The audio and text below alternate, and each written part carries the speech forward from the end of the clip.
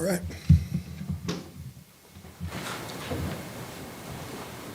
Riz, when were you guys able to effectively come up with the explosive plays in the last game?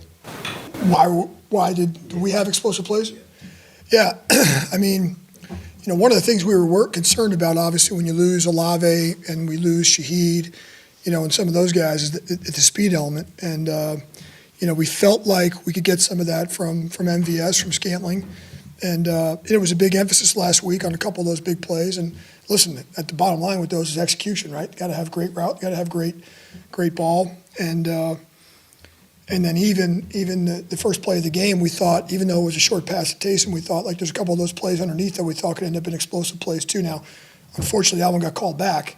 But there's going to be those opportunities in the game that we're trying to take advantage of, and there's two or three that come to mind that were big ones. So, but I really just a great job with the execution.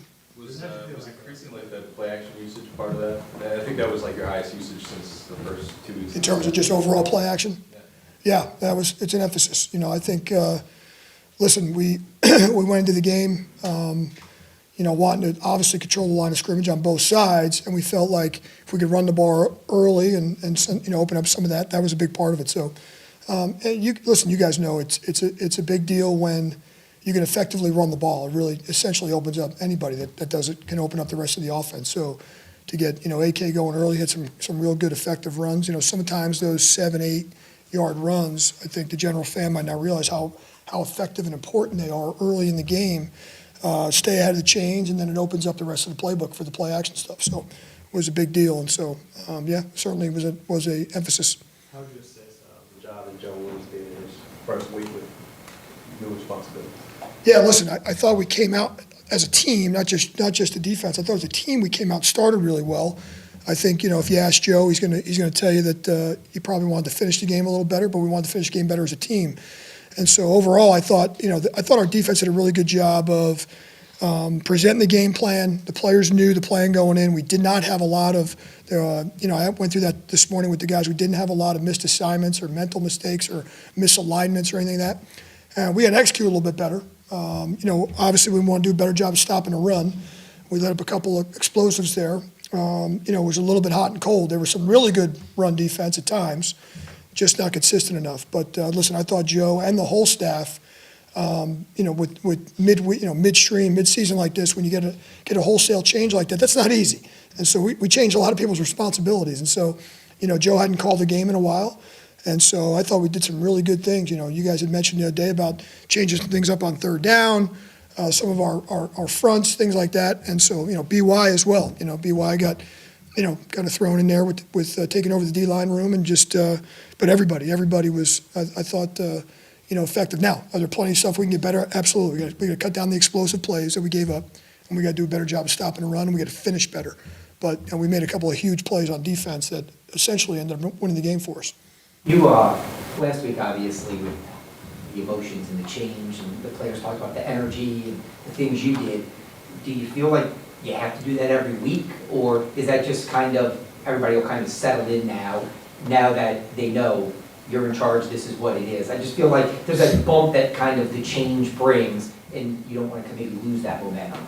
Yeah, well, listen, in my opinion, I think there's a formula that we went with last week, and we want to duplicate that same formula. Now, that part of that formula is energy, passion, all that. And so I think I was the same guy today on the practice field that I was every day all last week, and so that's not going to change. And so, listen, I mentioned this to you guys. I mentioned it to the players. I think, one of the challenges is it's a little bit easier to buy in that first wave, if you will. But I think that now the players know the expectation, they know the tempo, they know how we're doing things, and the changes. I think actually today went a little bit smoother than last Wednesday. Last Wednesday was a little bit choppy, in my opinion, because it was brand new. I thought we practiced a little bit better today. Last week there was a lot of nuances that maybe we hadn't worked through before and things like that. So I'm hoping that we keep that energy level the same. That's the intent, and I hope that we can just be a little bit more effective. And so, listen, there were some great things last week, but I also think there's a lot of room for improvement. We certainly didn't play by no means did we play a perfect game, and so There's plenty of stuff to work on, but that tempo and the daily grind and that's, there's still no substitute for that. So we're going to try to manufacture the same thing week after week. What stood out about Jameis' last couple starts? I'm sorry? Jameis' last couple starts. What stood out about that? Watching Jameis' last couple starts with you? What about, you're asking me was my opinion on starts? Well, listen, I mean, obviously he gave them a huge boost in that Baltimore game. I think the difference probably from the Baltimore game to the Chargers game for Jameis himself was the turnovers, but listen, he's got that big playability. He's got an unbelievable leadership quality. It's just a natural, he's a natural leader. And so when you kind of infuse that, he did the same thing when he was here. He's an easy guy to follow because we talk about energy. There's a guy, his energy is unmatched at times. And so he's always kind of, the same guy every day, kind of like we were just talking about. And so he kind of sparked them in that Baltimore game. I thought for him, I think he'd probably tell you the same thing. They turned the ball over a little bit in the LA game, which hurt them a little bit. But listen, Jameis has always been a big play guy. And that's his whole career, from way back when he was at Florida State, when he was at Tampa, when he was here, there. He's always capable of making those huge plays. I mean, you guys saw him when he was here. He came in for us at times and sparked us, and whether it was mid-game or mid-season or whatever it was. So he provides that. So that's going to be a challenge for us. Was Erik McCoy able to be full today, and how did Kool-Aid hold up? Yeah, both those guys. Kool-Aid was limited today. Erik, we didn't give him the full. The whole thing yet, but he's kind of have a process with him, and we've been working him back in, and he's both those guys are trending in the right direction. So hopefully no setbacks for those guys as the week goes on. I would tell you that Erik's probably ahead of Kool-Aid at the moment, but we'll hopefully as this week progresses, we get both those guys back by the end of the week full go. So we could certainly use both of them. Why was Eric's? You said last week that he was one of the biggest losses of the year.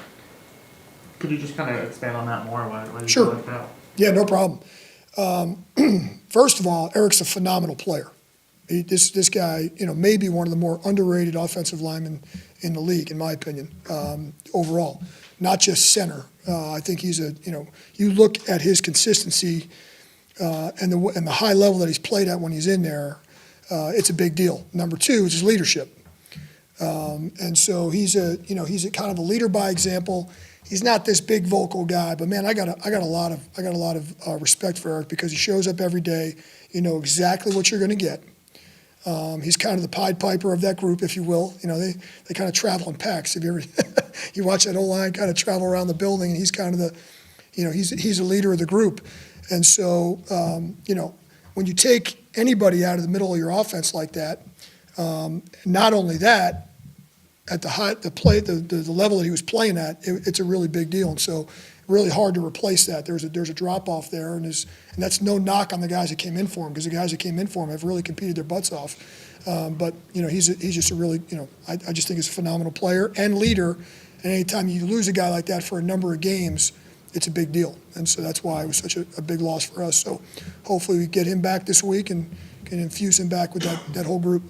I know it's hard to quantify the amount of wins and losses, but do you think that if he was healthy, that the losing streak wouldn't have been what it was? Well, listen, no one really can. I agree with you. No one can really predict that. But did it affect our offense? Yeah, absolutely, 100%. Affected the offense, affected the offensive line because, again, here's a guy.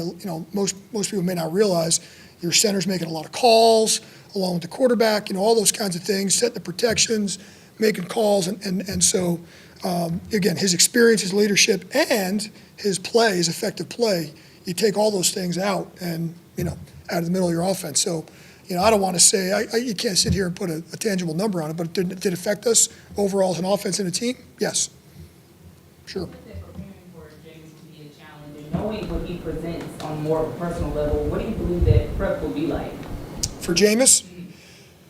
Listen, Jameis is going to be fired up no matter what. He's going to be even more fired up to come back here and play against us for sure. I mean, he's friends with a lot of those guys in the locker room. He developed so many relationships within this building, with the players, with the staff, and so this will be a semi-homecoming for him. And so anytime you get to do that, certainly he's going to. And also, listen, he got all obviously infused into their being their starting quarterback at the midway point of the season. He's trying to get them rolling too, so it's kind of twofold. And so again, we know what kind of player Jameis is. I know he's going to be fired up because he always is fired up, and he'll be even a little bit more fired up to play in the Superdome. So it'll be great to see him, and it'll certainly be a challenge to play against him.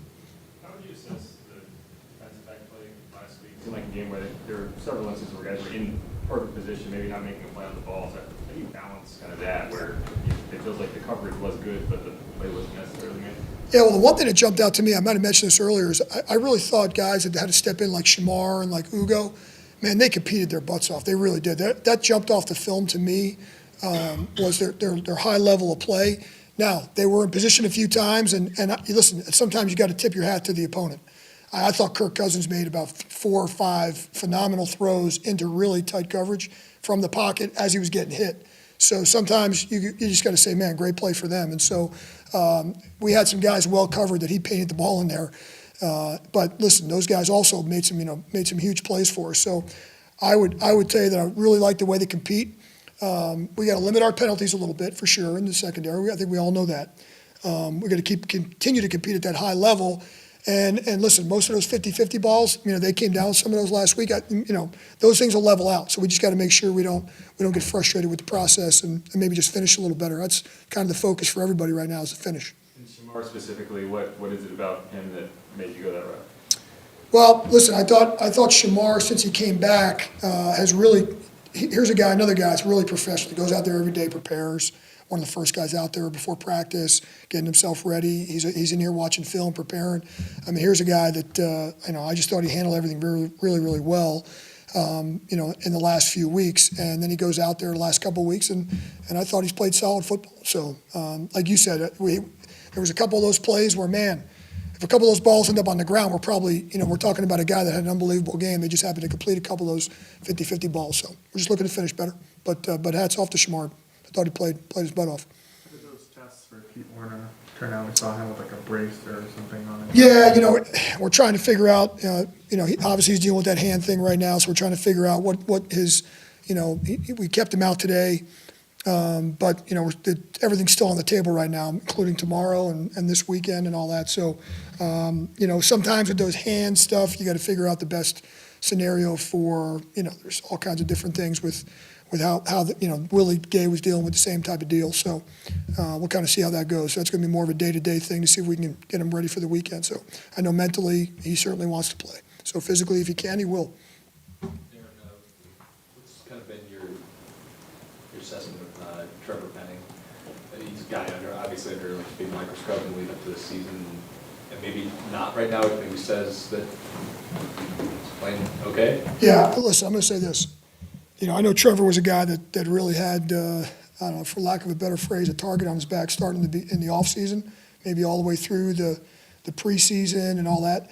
This guy's gotten better every week. So you look through the 10-game schedule. I'm not sure. I mean, I am actually sure. I'm going to tell you that he probably played his best football game this past Sunday. And so I think it's kudos to Trevor. I think it's kudos to John Benton, to Jari, to Rico, to Clint, all those guys. They have helped this player progress. And listen, is it the finished product yet? No. But is this guy so much further along than he was in preseason week 1? Yes, this guy's really grown and developed.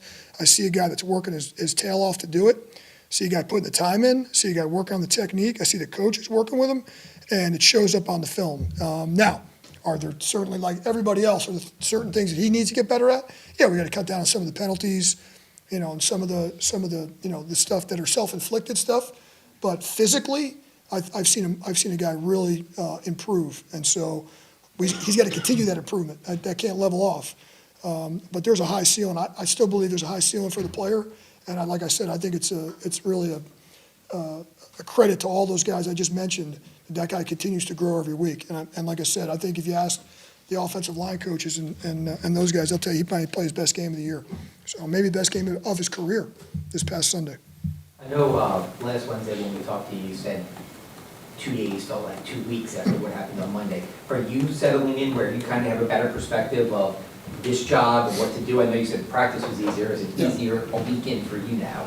Yeah, I think once you get through the week of the a full week and you do the repeat, we did a repeat, finally today was the first day of the repeat, so this is the first day that actually everybody knew what the heck was going to go on, because I tried to give them something different every day, of the week last week. And so when we came back in today, I think everybody kind of knew the expectation, what the daily schedule and all that was going to be. So did it go a little bit smoother? It did.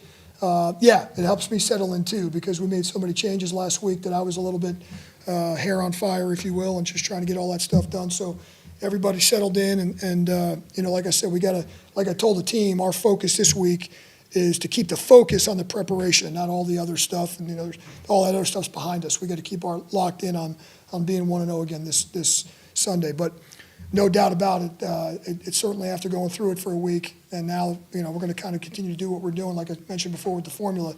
It certainly makes it easy for everybody, including me. All right, guys, appreciate it.